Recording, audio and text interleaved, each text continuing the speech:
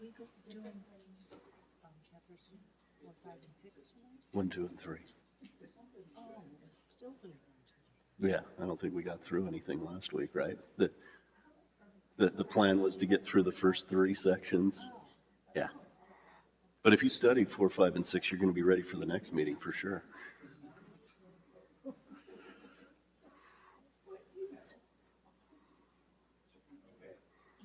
We're solid?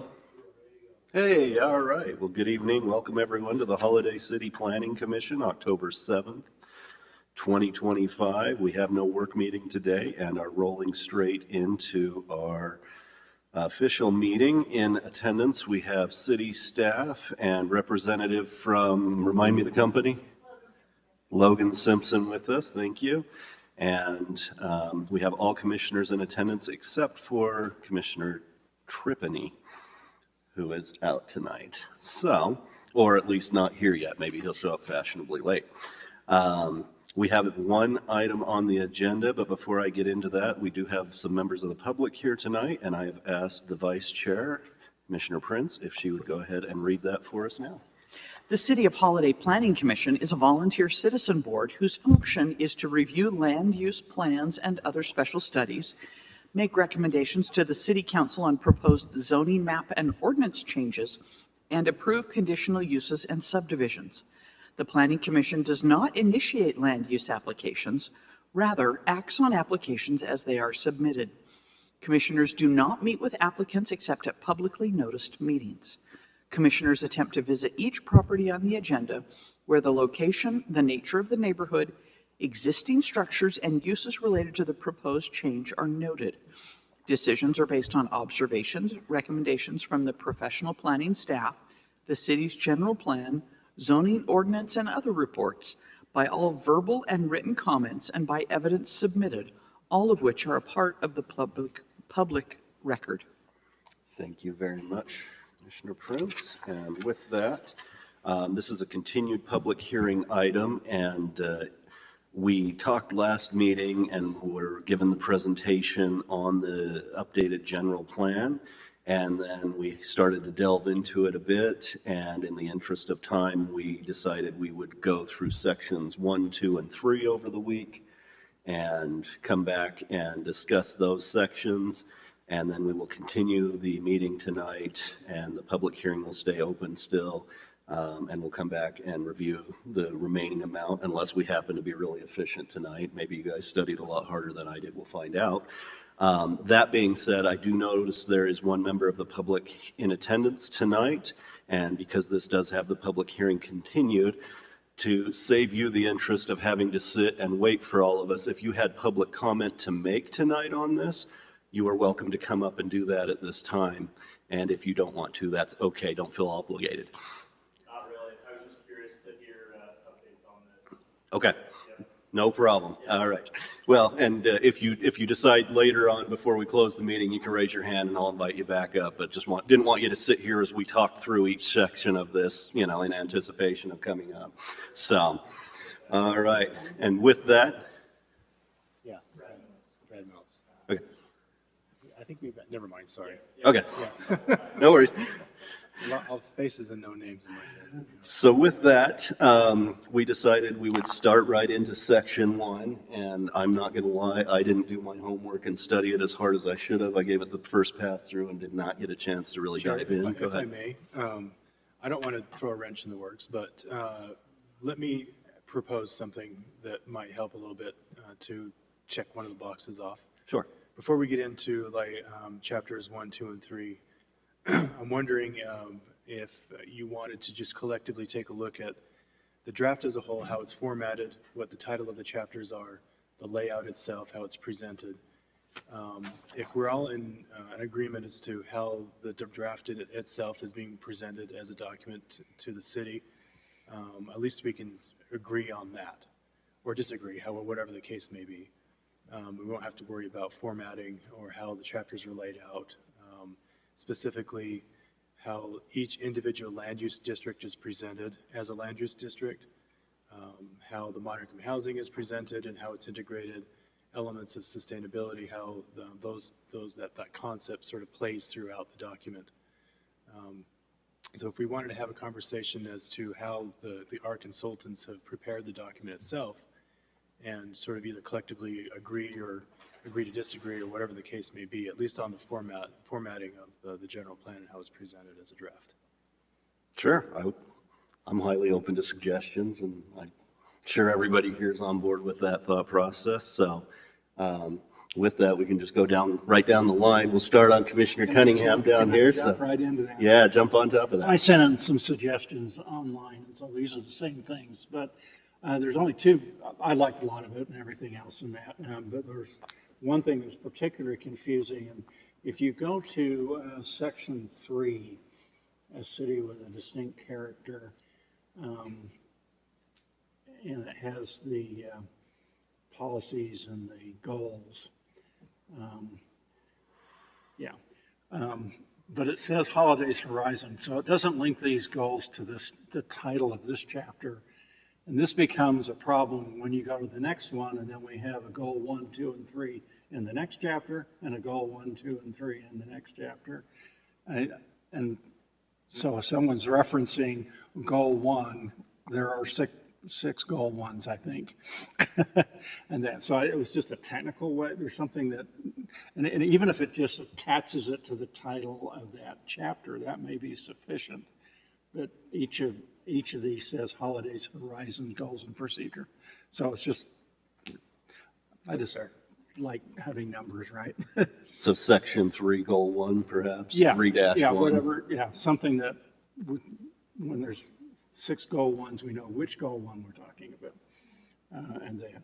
And the other one was just a pet peeve of mine, and that. And I love all the pictures and everything else. I wish we'd stop using the picture of the Casta home, which is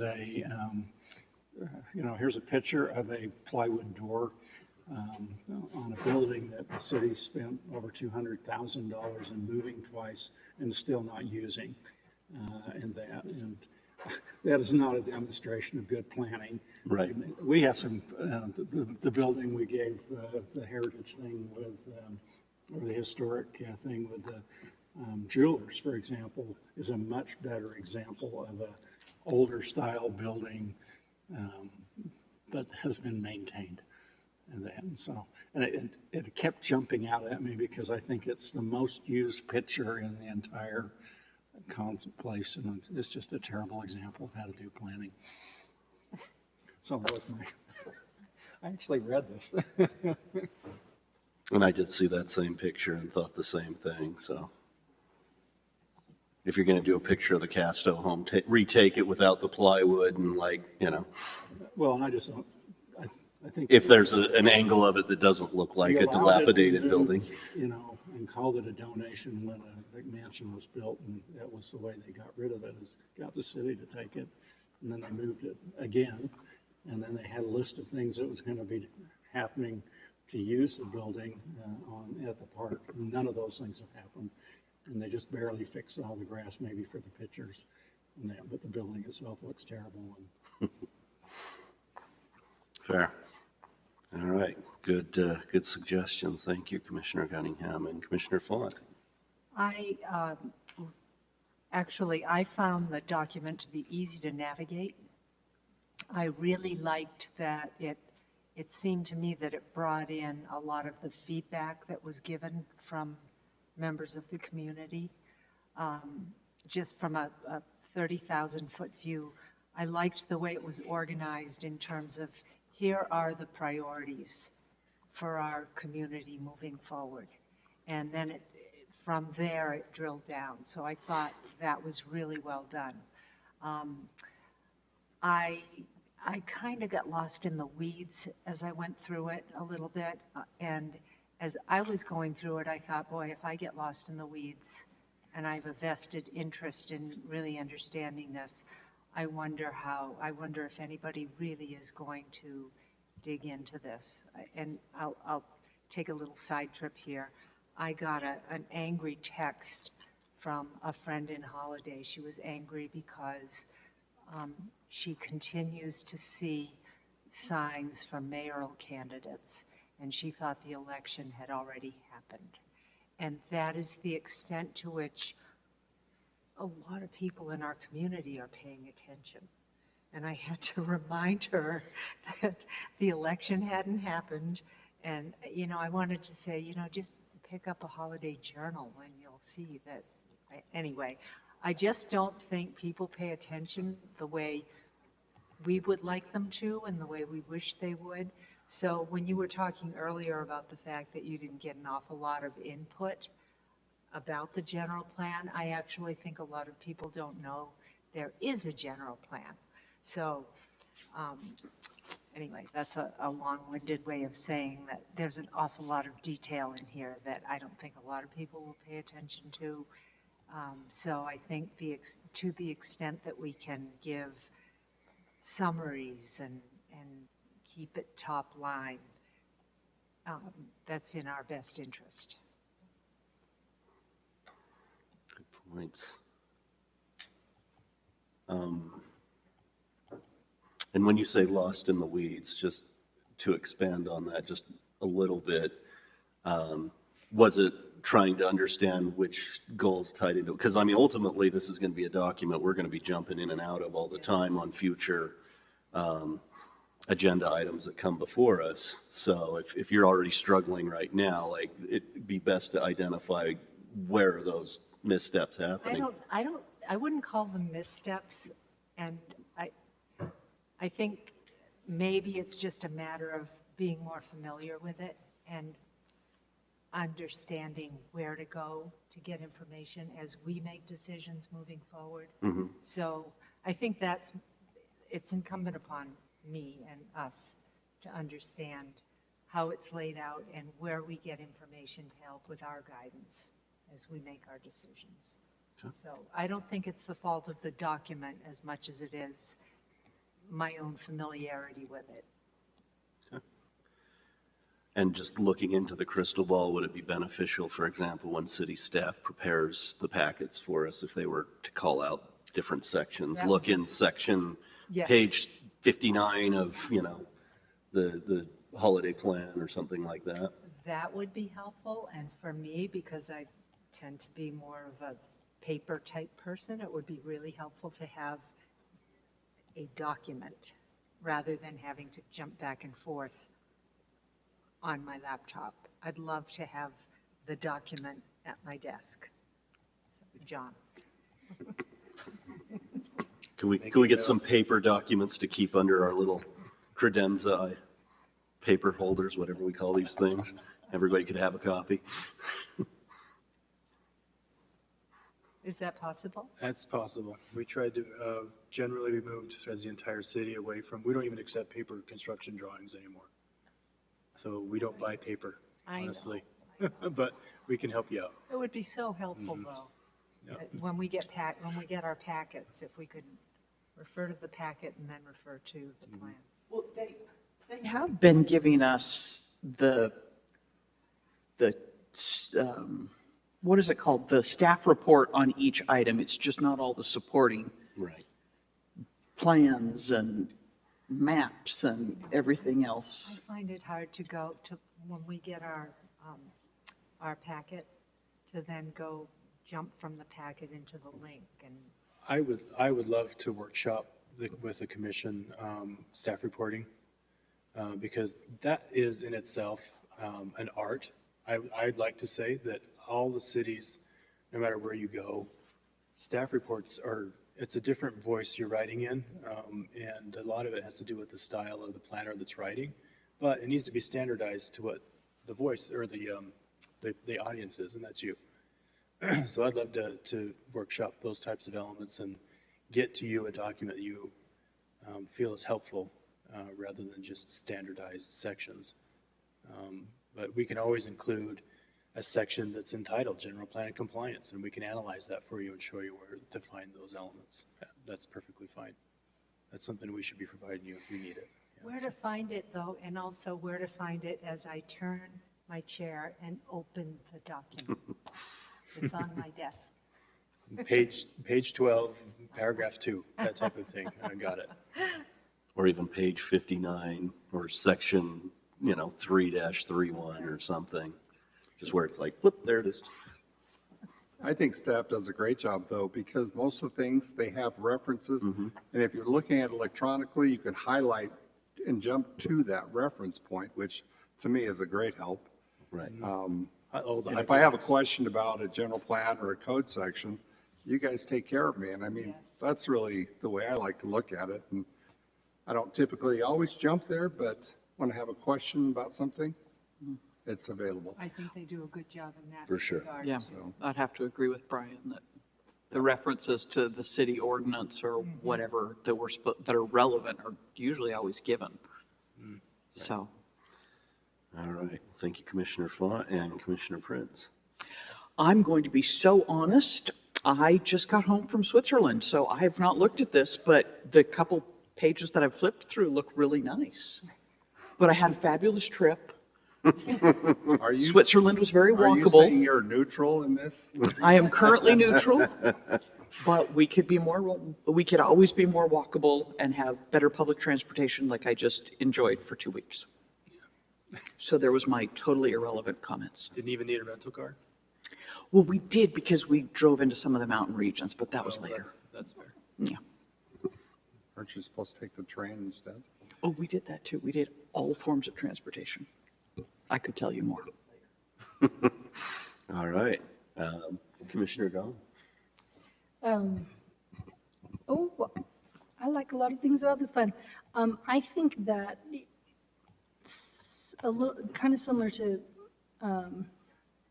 Commissioner Font. I was trying to read the introduction with both my eyes as somebody who had used the plan, like we have used the plan, we will use the plan, and then as somebody who like, oh, what about just a general person who's trying to parse this?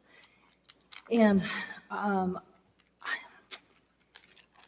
not quite sure what my specific suggestions are, but I do think that the intro, just this whole chapter 1, a lot of the details are the right details. I think it needs one more level down of generality to say,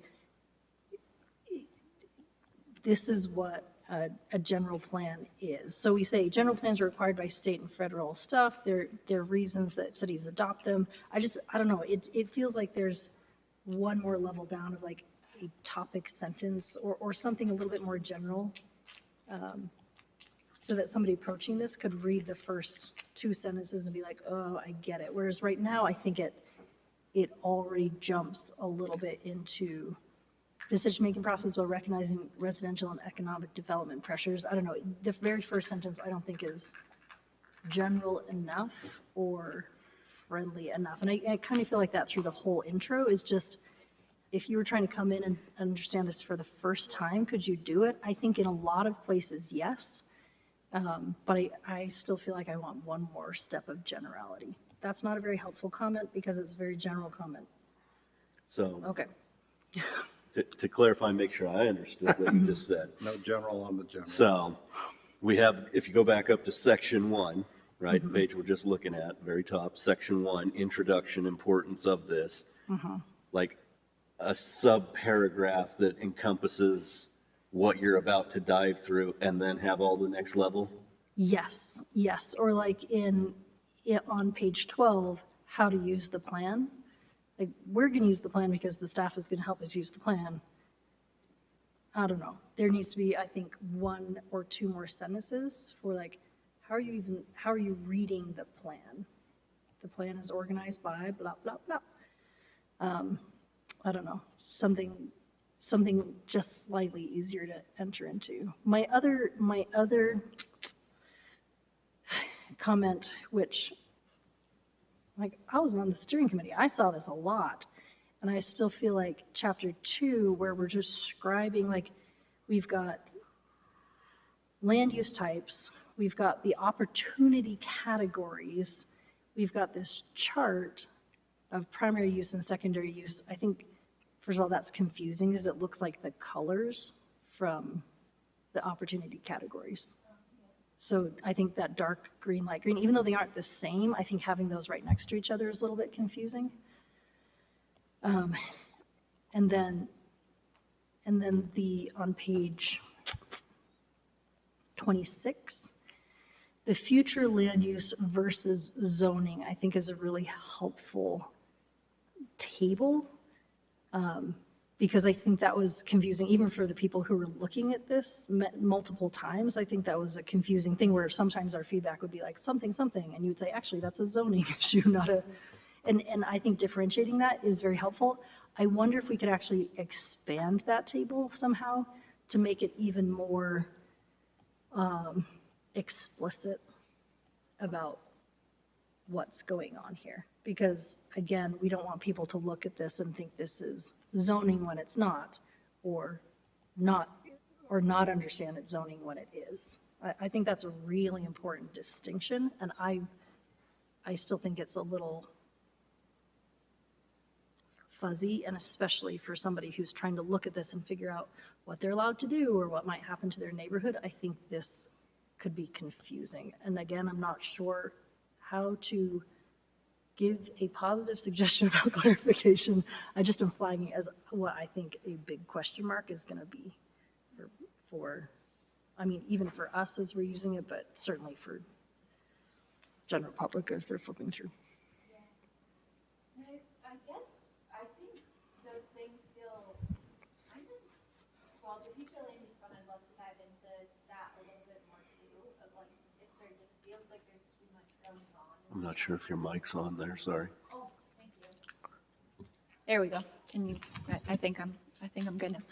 So I think one of the big pieces, the future land use versus zoning, could be expanded to encompass what is the general plan versus what are all of the city's other regulations, and kind of make that really this isn't obvious. the city ordinance, Right. and the city ordinance isn't the general plan. So I Yeah. think that would be helpful to stack in there too. Yeah, and that could kind of fit into kind of, sounds like maybe the introduction to the introduction. I think is, correct me if I'm wrong on that interpretation, but I think that could be something that would fit really nicely into that. And then we can kind of, harken back to that once we get into the future land use, which is again another very obvious spot where there's that distinct difference between what a future land use map says versus what a zoning map says.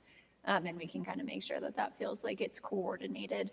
And I think this too, this conversation, I think we can develop that a little bit better in the text. Or are you thinking specifically that we'd like to expand on kind of what's going on in this chart here? Or both? I'd say both. Yeah. Because if someone's actually going to look at this plan, they're going to want to know what it is they're supposed to do with it. Mm-hmm. What is this plan going to help them do? And it's going to help give them a vision of what where we're trying to go in Holladay. And then we have the ordinance that supports or fits with it. And so if they don't understand which they need to be looking at, they may just get frustrated. Mm-hmm. Yeah, absolutely. Okay, well, I think that is very helpful direction in terms of some things that we can tweak, especially in the language, adding that introduction to the introduction to make it a little bit more obvious. And maybe kind of thinking about the way that we're laying out, we wanted to make it very obvious where we're intersecting with the state requirements, things like that. But again, that is going to feel pretty in the weeds for somebody who's trying to use the document for what can I do to my property? Or, we had the comment from the steering committee as well, that somebody who's moving to Holladay, maybe they want to look at their future land use map and think about, oh, if I move here, then these areas next to me are potentially areas that might change. And that's something I should be considering when I'm looking at, purchasing a home or a business or something like that.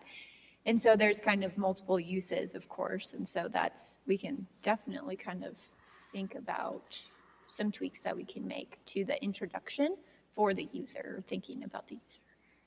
That might be helpful, I think. Okay, awesome. And so do we have, just like the current zoning map that we could put next to the future plan map, like just have those two side by side, so it's like, those old highlights magazines and you can spot the difference, or what? So we do have that in our dashboard, in our plan portal. So you can see here on this side is our zone districts, on this side is our future land uses. The one thing I will say about incorporating zoning maps into the general plan is that they change. And so that is something that might, I mean, obviously, lots of things are going to change that are shown in maps here. So that's, again, something that's not completely off the table, certainly, but that just might be something to consider too, is that it will be Took the words right out of my outdated. mouth. Yep, took the words right out of my mouth. Yeah. Yeah, that's what that's why this portal is so convenient, because the zone map changes. The general land use map in the general plan really doesn't change that much, if at all. So you would have to amend the general plan every time we have a zone map change. So putting it in the portal like this, we can update it as the zone map changes, and you can still see them side by side. Well, and even if it was like zoning as of 2026, and then, zoning intent 2050, you know what I mean? Just something that Oh, delineates, this is the direction we're going with these areas. You know what I mean? Like, we want to see increased residential pressure around the village and, those type of projects. But then having it very clearly not being changed in certain pockets. So when someone comes in and says, oh, I want to make this an R210 or whatever, it's like, well, that doesn't really jive with anything we're looking at either way. yeah. Does that make sense what I'm saying? It does, yes. That's similar to what Mr. Hilton was talking about the other night. Right. What to do when you're right next to one of those boundaries. I mean, when someone's coming in for a public comment period and I'm saying, well, I'm literally right next to this boundary, and the request is to change it to a zone that doesn't necessarily, well, it conflicts with the neighborhood character. That's usually what you hear. Mm-hmm. So that makes sense. I would caution you, though, that anything where you say, this is where we think we're going to go with future zoning, you don't ever want someone to be able to say, well, you said this was going to be the goal in the future, and it hasn't happened yet, and I want Well, that's what that X map that we were I just want on X shows, as a right? remedy. But that's what that shows, what we were just looking at on that draft is the future intent map, right? That's not, Right, those but corridors of increased density don't actually exist that way currently. I think we'd have to be just really careful to label it as future intent rather than Right. future zoning, because that suggests that it's Potential going to happen. I mean, opportunity. you always want to whatever it leave yourself, not committed to something for the next 50 years that. is. Right. As you read through the goals, the policies, and the action sections, that verbiage is used. Okay, Intent to good. study, provide outlook, presentation of these very long range thinking. Words. Yeah. And I think that's another dynamic that maybe we could, I would say we can zoom out for a moment too. And when you're taking a look at the goals and policies and the actions as well, that's an important thing to remember and to consider. Some of the comments from the public and from all kinds of groups has been, things that are very specific that are in the ordinance, for example. So, the tree preservation, the 1-for-1 concept, or other really specific things that are within the zoning ordinance or what have you. Those things, the general plan should be used to support actions to make changes to those, kind of just taking that really broad level, community level vision. And so it's the intermediary really between what we think the community wants based on their input and then what the law will actually end up saying.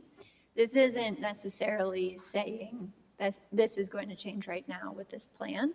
The tree preservation is one example where there would have to be then a process to go through that change too. So another thing to kind of think about, obviously you all are familiar with this too, but just another thing to think about when you're looking at the policies is what subsequent changes would potentially come from this policy, and does that feel like it makes sense and that's the correct direction, whether that's this land use map or any of the goals and policies in any of the element chapters too.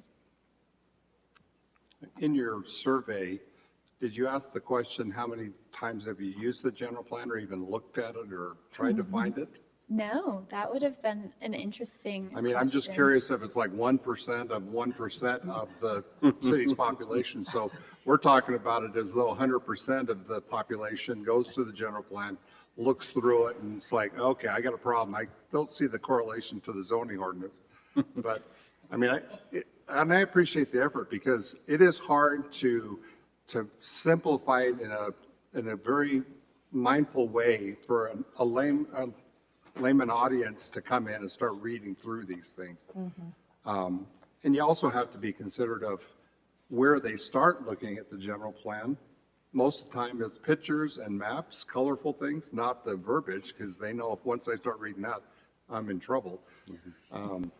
But, you know, then I really admire the efforts to try and get these to help the next generation of that audience so that they can utilize this to a better, anyway, we'll let the next person speak. Well, unless Commissioner Gong had anything else, I think you actually are. Commissioner Gong, did you have anything else you wanted to call out? No, not right now. Okay, well then that's put So you. were we going through all of our comments or So right now we're the look talking. of the plan itself? Yeah, the initial draft presentation, how it's presented, all the words that John used that I didn't completely write down. I think the pictures are a great way to make a point without having to talk about it. You know, the picture just does that. One of the things that kind of frustrates me is the adjectives that every steering committee has to come up with, like a thesaurus group. Okay, let's come up with beautiful, responsible, sustainable, and then we'll plug them in to all the different things. I mean, as I'm reading through this, the first one is responsible infill and renewal. I guess I understand that, but that's only going to be 50% right, because it depends if you're the one developing or you're the neighbor. Yeah. The neighbor is never going to consider that responsible development, you know. And if the neighbor doesn't allow the person to develop their property, then there goes the other way. So, and I was looking at the reduction of waste of physical, and I appreciate that too, but to me, that kind of starts to stray away from the basic, you know, those properties that are surrounded by development. Maybe make it simplified a little bit. Sorry, are you looking at the policies at the end? No, this is in the first part, the introduction. I thought I would start there. And I did start writing like Paul, thank you for your comments. But as I kept going, I kept losing my reference points. So I wrote them down instead. And I probably need to apologize because if there's something I say that you already have in the plan, I was babysitting, so, or maybe my grandkids were babysitting me, but anyway, so I may say, well, how come this isn't here? It is. Did you reference the survey, the percentage of responses to kind of help in, so I did miss that. So we didn't explicitly put numbers associated with these different policies or anything like that. You'll see in the introductions for the chapters where we say the community supports this or that. We will include in this plan in the appendix some the numbers that came from our community engagement, kind of the breakdown of what we heard from the questions that we asked. But we don't necessarily put those explicitly in the chapters. So when you come up with a survey, the questions, do you look at what the previous plan has been doing and what you want to try and change, or what maybe staff has some concerns about the way something is going and we need to address it more comprehensively? Yeah, a big part of the process was initially we talked about things from the previous plan that have already been done or things that feel like they're not relevant anymore. There were a couple of little bits and pieces here and there. And then also things that kind of staff have been having trouble with, if there's issues that are coming up consistently, et cetera. And so we really, again, trying to keep this more of an update. We started with those old goals and policies. The goals, I will say, definitely look quite a bit more different from the policies. Those tended to be kind of more gentle tweaks from what we had, or specific inclusions of new ones or removal of ones, like I said, that were no longer relevant. But we did go and ask the public kind of based on those things, especially during that second kind of set, or that set of events that we did. We actually listed out the policies that we had. A lot of them were from the previous plan or slight tweaks from the previous plan. And then we just got feedback from the community on that. So we just actually asked them, I don't know if folks were at that event or not from this group, but we just actually asked them to say, yep, I like this policy still, or no, I don't like this policy. And then we worked with the steering committee after that to kind of think through how we should be interpreting the community engagement as well. And so that's how we sort of came to these goals and policies that we've got now. Okay, thank you. On the secondary and primary, I just wrote that if you have, does secondary mean it can be approved as an allowed use? I understand the reason you're kind of broadening the scope of each one, but I came up with like, okay, does this mean that Yeah. if you don't have open space in this thing, it kind of changes the dynamic of the question of whether the zoning is compliant or? Yeah, and I definitely understand where this might be kind of a sticking point. And I think to follow up on there might be a lot going on here. I'll scroll down to one of these place types specifically. So this is the country estates. It's a little hard to see in this version, but just that very small portion. When we are talking primary and secondary uses, we're talking about that whole area, not just the individual parcels within it. So it's not something that's happening at the lot level. It's, within the entire country estates area. We envision that primarily your uses are going to be single family residential, but there will also likely be some integration of open space and recreation in that area. But that's, again, going to come down to more of the regulation level, where that's going to be what is actually physically allowed here right now. That's going to be another question of kind of that next level of regulation. And then also that might be combined with other things on the same property in some cases, where you'll see like our mixed use categories. That could be one mixed use building that has all kinds of different things within it. But our primary secondary is very different here from the concept of primary or secondary uses within the zoning ordinance. Okay. I just don't want to get caught in the weeds with that, where somebody's saying, well, it's a secondary use, and you say it's okay to do that, and yet, okay.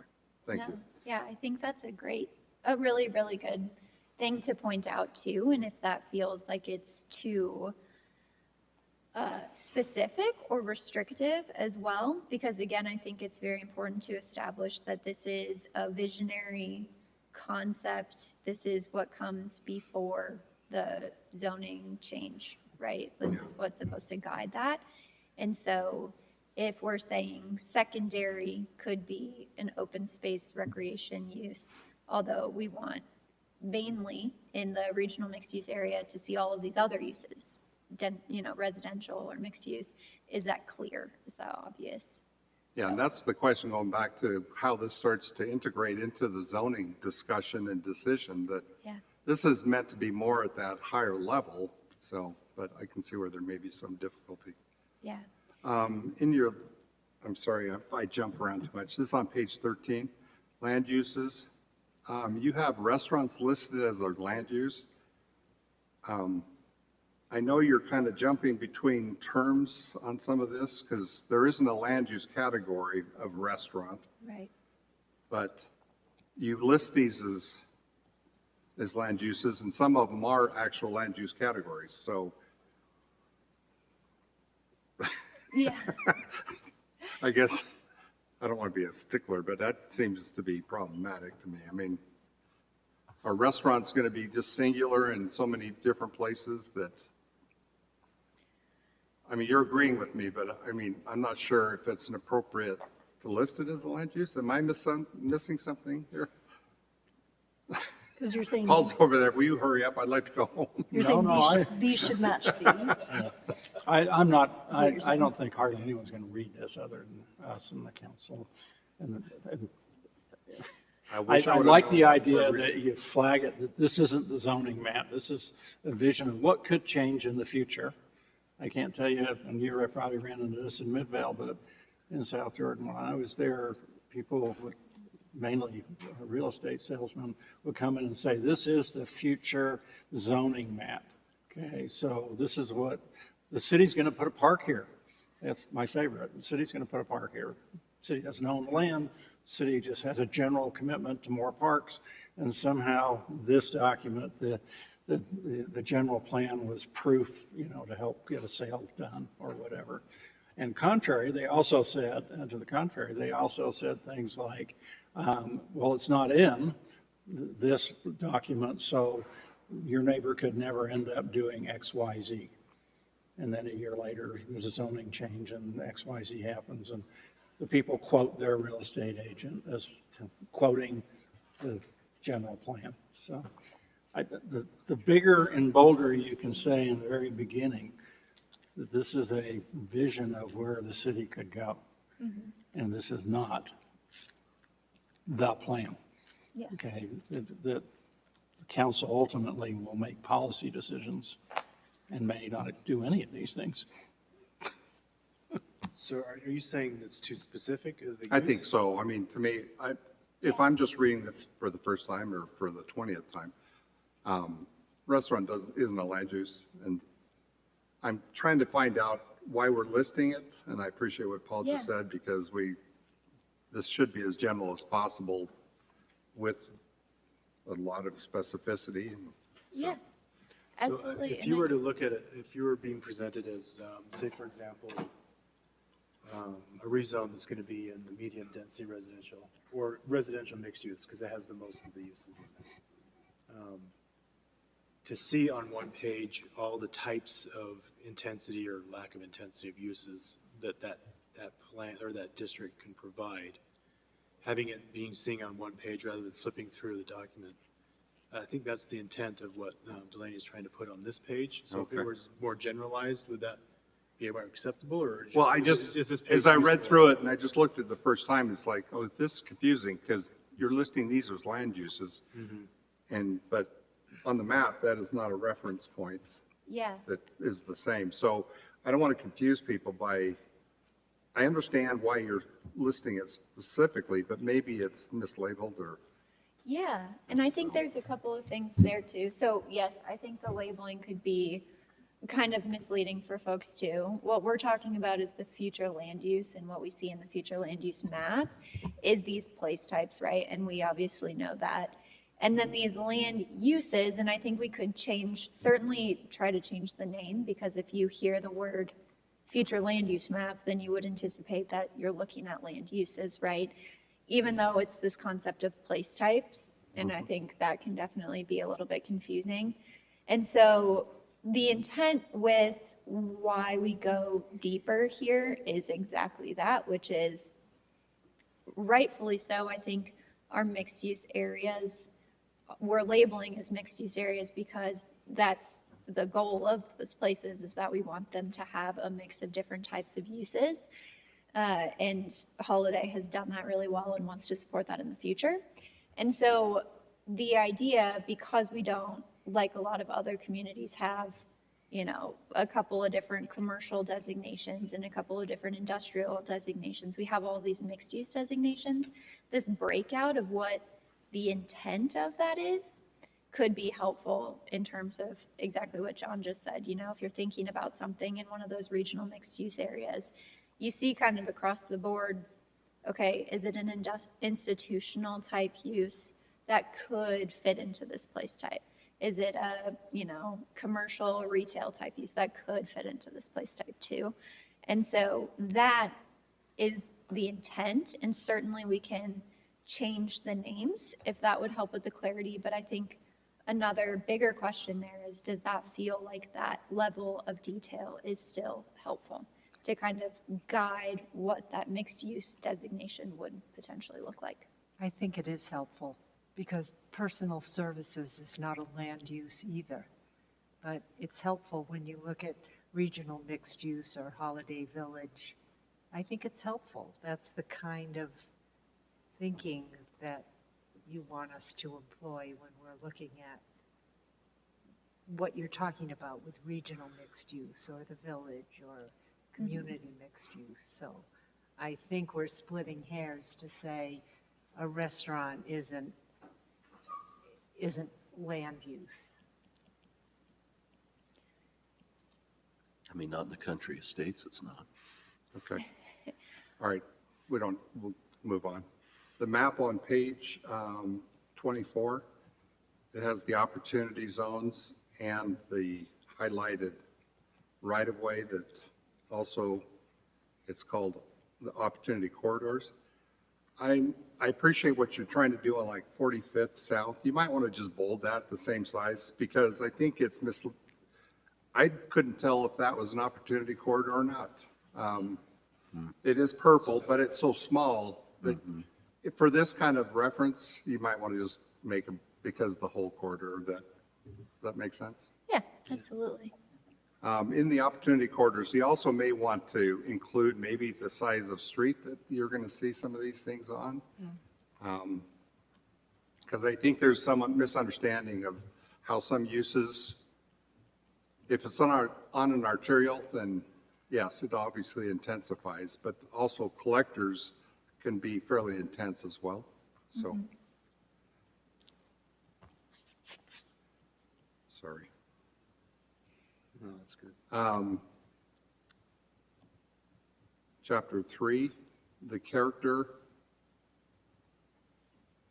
I haven't seen design standards that are used by the city to kind of, we talk a lot about the expectation of good design and that the city, you know, really prides itself on having beautifully designed buildings and that type of thing. But there's no real direction given. And I know it won't be on the general plan, but it might be helpful to have like an implementation strategy that says the city's design standards or design, and it could be reference to, you know, any commercial area, or obviously the village has design standards. Hilton or Holladay Hills has design standards, but when we're using it as such a general term, it might be helpful to have something that maybe gives more direction, John, after the fact of the general plan. Sure, yeah, and this element is, or was complicated by, here we go again, with the state legislature, tying all the city's hands on single-family residential zones on not being able to create architectural standards. Multifamily, commercial, yes. Single-family, no. But we always have, and every city wrestles with that idea of, you know, what is the neighborhood character? Well, I think the residential, I agree that it shouldn't have design standards, but I think there should be a measure of scale. Like my neighbor just tore his house down and built this monstrosity that towers over everything. And so it completely changed the character of the neighborhood. Whereas maybe if an average of height and setbacks and everything could have been measured to the adjacent house around, made it more kind of meeting in that scale. And that's something I think we could do as a city that would help some of these, you know, because I see a lot of the renewal, the infill, these type of things, and we need to probably have something that's a little bit more prescriptive. But, and again, that goes away from what you're trying to do, but you see a lot of that language in here. And so I just didn't want to talk about it and then it's just like, we want great design. Okay. How are we going to get there? Like, are you talking about specifically on page 52? Policy 1.3, maintain the established development pattern and neighborhood character by guiding the scale, form, and style of new construction to reflect the existing context. But like, what is that Right. actually? You know, and I know that the legislature's taken a lot of the abilities to do some of that away, and No, but still, I mean, if you're still looking at, for example, our current zoning ordinance has 6 different dimensions of mass and scaling requirements that take into account a lot of what the existing neighborhood characteristic is.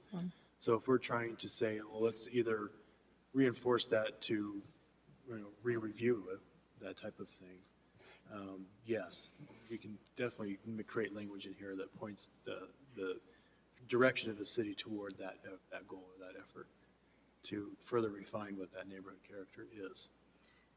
one of the things when I moved into Holladay, I looked at setbacks, and the setbacks are measured to the adjacent structure in many times, so that you're keeping the similar space between buildings along a residential street. And I thought that was very clever because that helped keep that, so you're not having, let's say, if you have a 5-foot setback, both properties don't use 5 foot on the same property line. So anyway, I'm kind of, I'll be quiet. Well, yeah, I mean, Holladay's built with I would say, I think the last time we reviewed it, 8, almost, I would say a dozen different eras of zoning code. So as you go through the eras of each individual neighborhood, they're all built to a different standard. It's hard to do infill there. Okay. Anyway, I think that's a very smart way to do it, to get what you need without seeming to be too imposing. For sure. On the transportation, I'm just going to jump to that real quick. You talk a lot about the transportation, walkability, and that type of thing. We're starting to get, our major corridors starting to get at peak, they're failing, and we're not talking just any place in the walkable transportation connected community.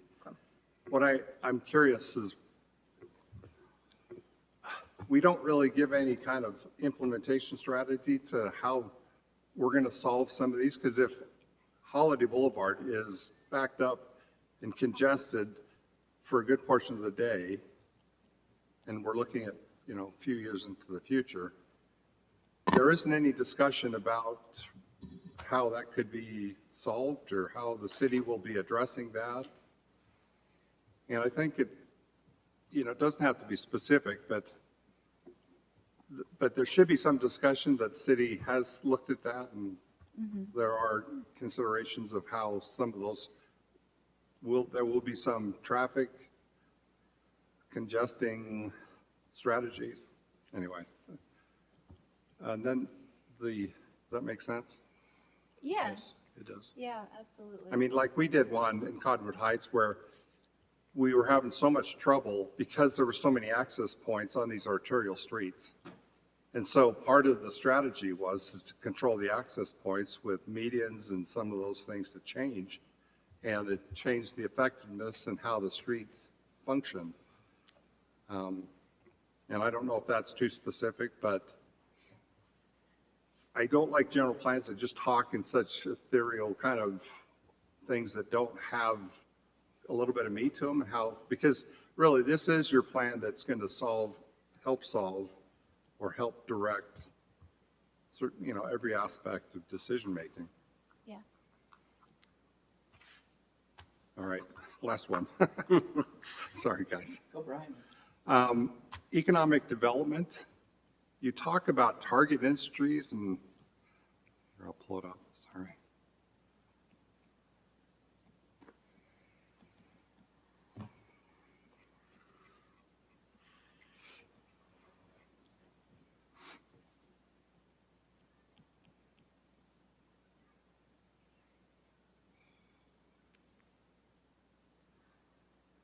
Yeah, on page 45.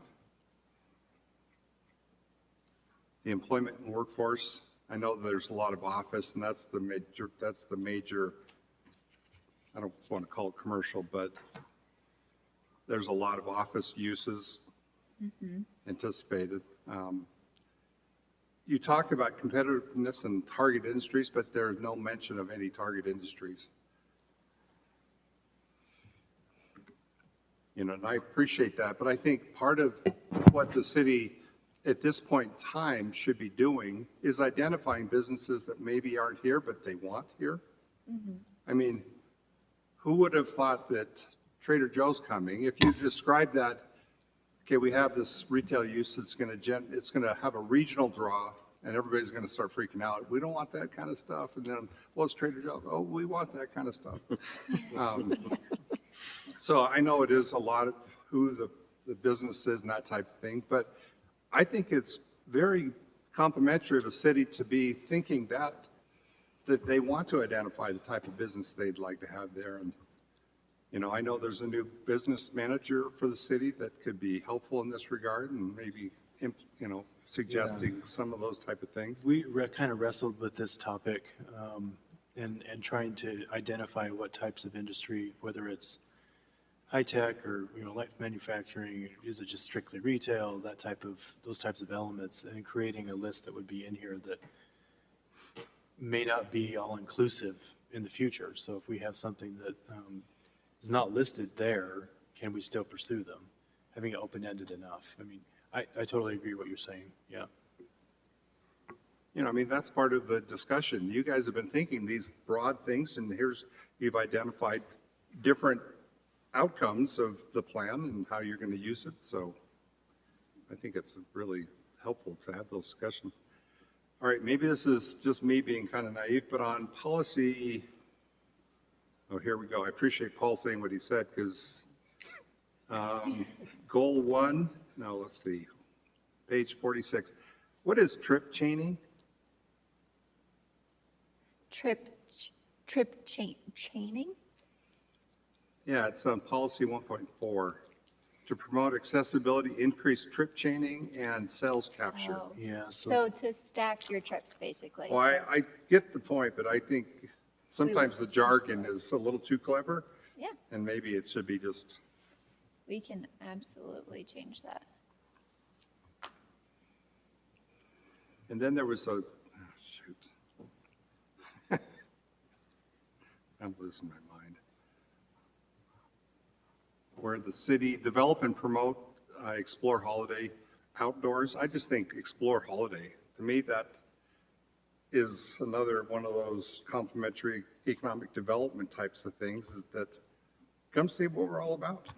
You'll appreciate our outdoors. You'll appreciate our open space.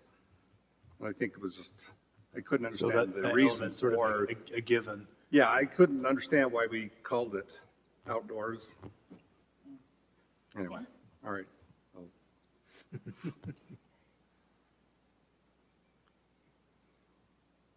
Excellent. That's actually pretty, yeah, that's a pretty clever way of putting it.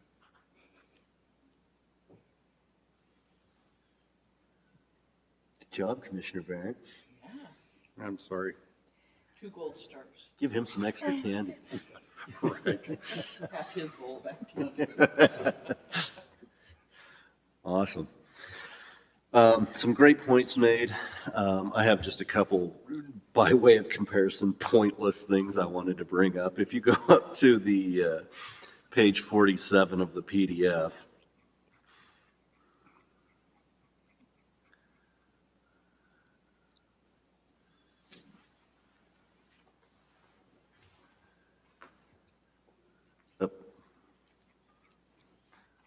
Here we go. so when I'm looking at like country estates, for example, is this infographic thing up in the top right corner going to be updated? Because country estates isn't just that little like nipple of the Hughes Canyon up there, is it? Yeah, you are absolutely correct. That is a mistake in our map. Okay. Yeah. I just wanted to make sure those were actually going to match what the Absolutely. zoning shows, because I looked at that and was like, well, wait a minute, isn't country estates like all of that giant Walker Woods in the middle of Holladay? Yes. Okay. Thank you for pointing that out.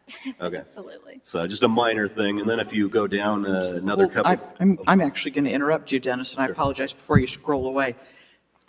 I'm not sure that this picture's the greatest one to like say, yay holiday, yay explore our outdoors, except for where we don't water. Yeah, here's our dead lawn.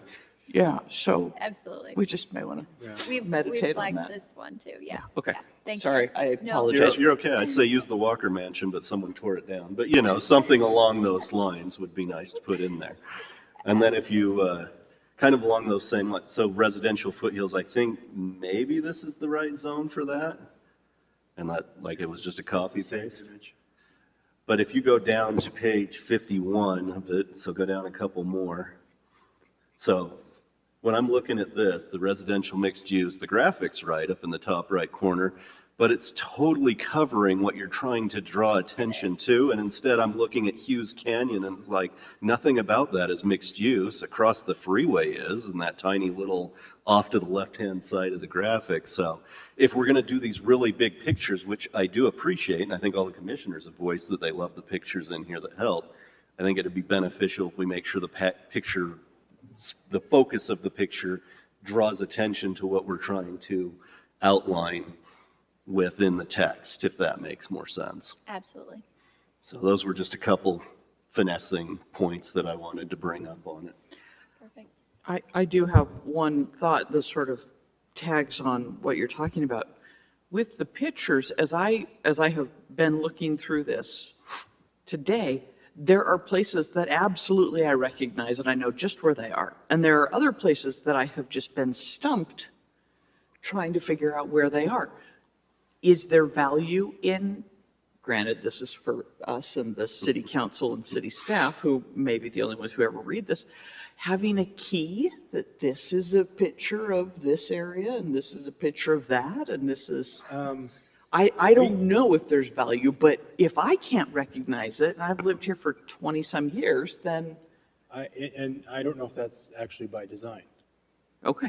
And that's certainly a way to approach it, but When we were looking at doing these aerial imagery, these oblique images, this is something brand new to general plans that you don't really see very often.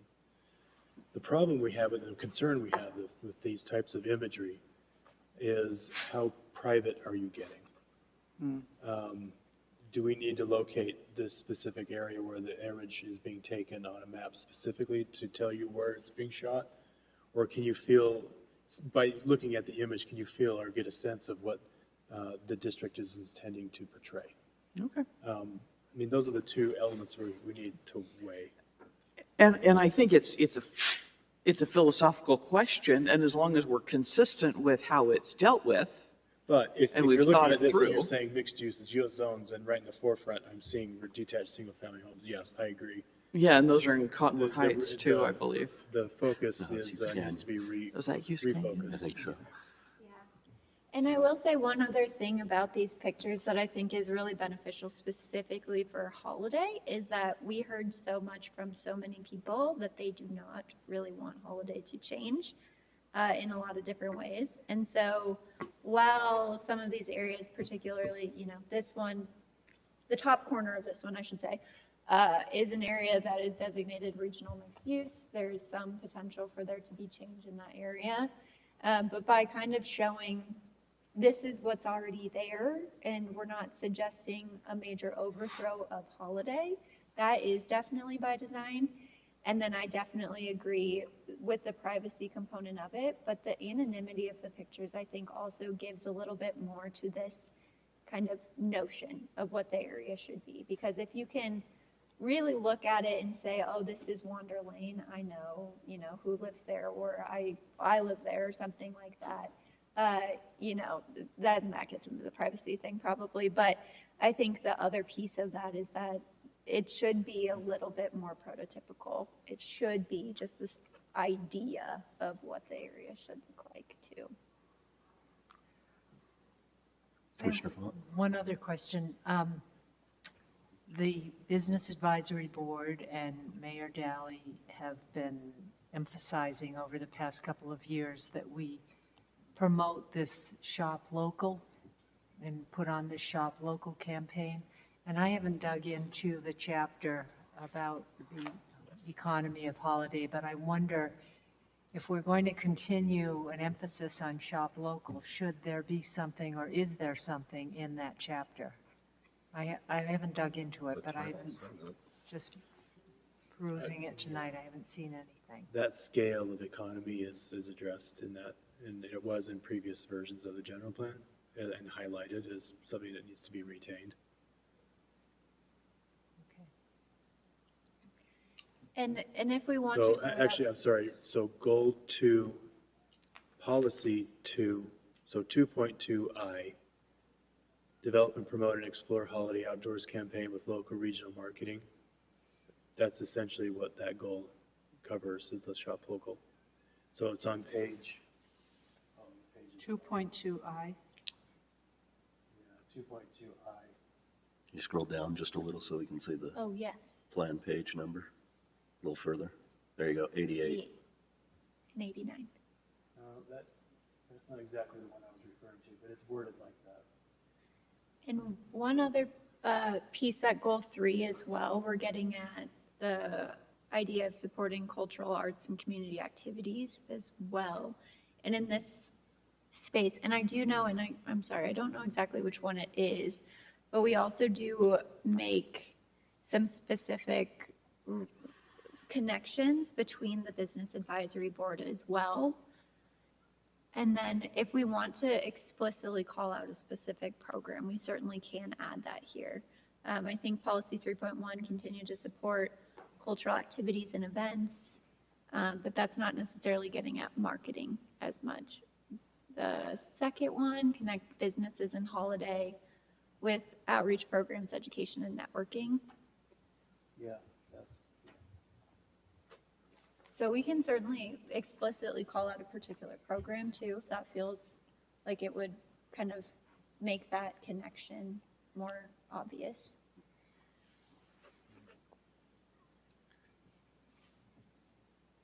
On this one, while we're looking at it, I'm just seeing things like investigate the feasibility of increased density, or consider implementing a community redevelopment agency. Is that standard when putting together plans of like, oh, you should look at this? As options, yes. Mm-hmm. Okay. Yeah. Is it almost like a wish list item? It helps us when we go pursue grants. Okay. Mm-hmm. That's our long range thinking. We can create that type of group or entity to administer that grant program. okay. Yeah. I mean, I assume there's some kind of financial purpose behind it. I just wasn't sure if, but that makes sense. Feasibility of increased density, isn't that a foregone conclusion? Well, of commercial redevelopment and infill within existing commercial areas. Hello? I mean, maybe some people want their commercial entities to stay the same. I don't know. All right. Well, everybody's rubbing their eyes, and we feel like we've really earned our money for the hour and 15 minutes we've been at this. Additional thoughts on the format and comments made so far? Further discussion points on any of those? How are we feeling as far as what we want to tackle between now and when we say, hey, this is exactly, what we think it should be, send it forward to City Council? You mean tonight, or you just mean over the next? Next week. Over the next time. before we meet, or when we meet next time. Potentially. I think we focused on the first couple, and I, for one, stopped after section 3 Okay. and said, okay, I'll take another evening and read all of that stuff and that. I do think there's some key things in goals and policies that the wording seems to, it needs some wordsmithing in terms of what it really means. For example, in 4, which we haven't talked about yet, it talks about opening all single-family zones to duplexes. That's a pretty bold thing to throw out without any additional discussion or clarification. and that. And so those are the kinds of things I'm looking for, saying, okay, did we mean to make that or did we mean to, examine the possibility of integrating duplexes into some, that's a much more not scary to the citizens. But when I read that, I go, wait a minute, okay, if someone's going to read that and say, oh, Holladay's plan is to allow duplexes in all single-family zones. And was the intent behind that to say ADUs or? Well, is that chapter 4? That's Yeah, 4. that's chapter 4. Well, we can get to that. Yeah, and then that's what I'm saying. I think for next time particularly, that's where we really ought to focus, make sure that we're not over-promising or over-defining. We ought to consider almost everything. I'm all in favor of that. But that sentence in itself, without any context, will make a great headline in the journal that we're doing something, and I don't think we're doing that. And that, but if it's going to be in there, it needs to be way more nuanced as to, consider the role of duplexes in some situations in some zones. So in under other some words, circumstances, investigate the feasibility of yeah, allowing more. it's all about wording, wordsmithing, and that, and When we get there, we can explain that for you. Okay. yeah. All right. Commissioner Gall. Oh, just, I was thinking too, I'd like to spend a lot more time on the policies, because also spread across the chapters, there are policies that, I mean, they're not explicitly total opposites, but they're sort of in tension with each other. We can either do this or do this. How are we thinking about these policies in concert with each other? I don't actually think we have to resolve everything and make it perfect, because I think these are a bunch of considerations that we're making as we look at things. But another question too is that I know at some point it got kicked around that cities, there might be legislation that cities have to make their general plans legally binding, which they aren't now. Is that a thing that we should consider as we're thinking about the specific wording of this?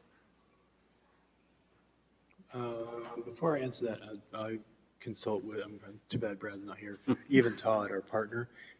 He's closer to those legislative discussions than pretty much anybody is.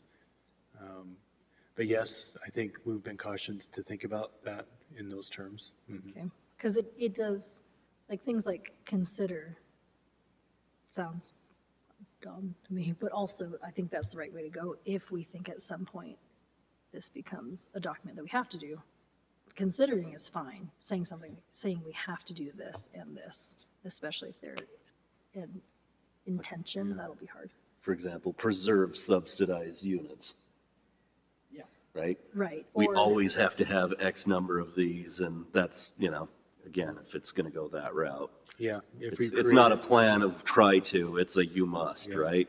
If we've created 100 units, we need to perpetually preserve 100 units. Yes. Right. yeah.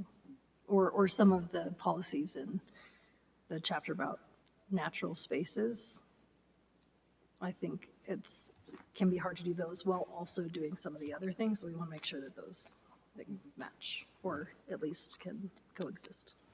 And then when we get those like questionable rezones that come before us and we're not sure, well, we got half the commission saying, oh, well, it says right here in the plan we got to do this, and the other half of the plan saying, well, in this section it says you got to do this, so which is it? Right. So they can't both be right. So, okay, good call outs, and everybody comfortable with lots of light reading material over the next couple weeks? Fantastic. All right, and when is the next commission meeting? 21st? You're going to skip next week, 21st. Okay. And then I am going to call it, hopefully everybody will be available on the 28th. I'm gone. Okay, so the 21st and the 28th. The 28th in particular, we have another code amendment we need to bring before you, which has to do with urban wildland interface fire protection codes. We've been able to create a draft ordinance of that in an overlay zone. So that'll come to you on the 28th, so that it can be adopted before the end of the year. I can call in if you need me to, if I've got the proper. Yeah. Okay. I will not be in town on the 21st, so I'll need you to chair that one. Okay. So, yeah, 21st and then 28th, whether we have the general plan discussion on the 28th or not, it's up to you, but we'll meet on the 28th as well. Can we dress up for that one? It's so close to Halloween. Yeah. Dress up as your favorite, dress up as your favorite. I'll be sequel. willing to provide the trophy if we're going to have a Halloween contest. All right. All right, well, with that, we do need a motion to continue the public hearing, and I will entertain that now for anyone ready to do so. This is Commissioner Prince. I motion that we continue the public hearing to our next meeting. I second. Commissioner Gong seconds. All right, we'll call for a vote. Commissioner Cunningham? Aye. Vaughn? Aye. Prince? Aye. Gong? Aye. Barrett? Aye. And Chair Roach votes aye. With that, it gets continued, and that's everything we have on our agenda. So have a great evening, and I'll make a motion to adjourn. All in favor, aye? Aye. Any opposed? Have a great night. Thanks to staff for all your work you've done on this. Thank you. So 21st and 28th. 21st, 28th.